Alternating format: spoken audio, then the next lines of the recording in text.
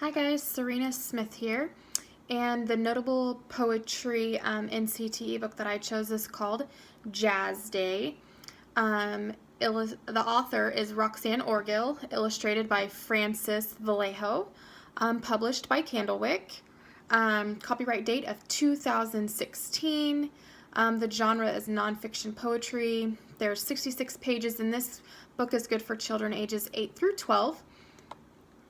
This book is a poetry book, and it takes place in 1958 in Harlem.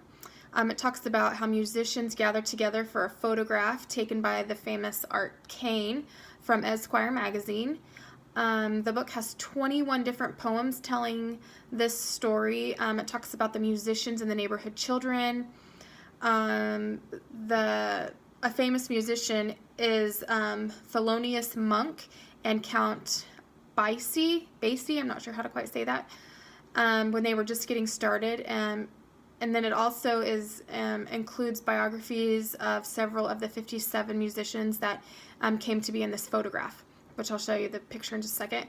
The illustrations were done in acrylic and pastels, and they really help to capture that joyful chaos from the event, as well as a big black and white photograph that unfolds in the middle of the book, which is this one right here, which is the picture that they all gathered for Art Kane. And you can see all the children sitting in the front, which is really neat, that they let them be a part of that. And the other pictures in the book, like I said, are acrylic and pastels. Really neat looking. This book is great for children to read because if they have a love for music, it will really get them excited about it. And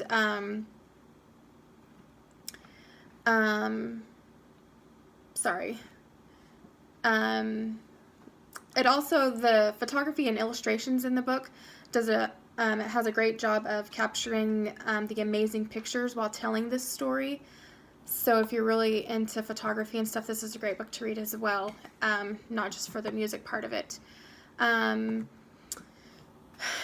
reading the book, my activity to do would have the students write down questions that they have about the impact of the photograph that I showed you, and then have them describe to me what characterizes jazz music today, as well as what is similar and different about jazz music from 1958. And I would have them listen to some newer jazz music, as well as some jazz music from the musicians in the book, and have them compare and contrast the two.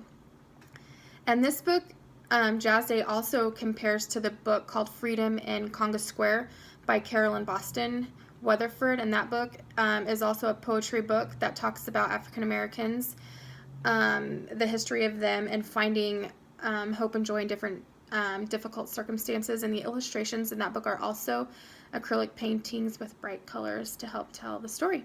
Thanks.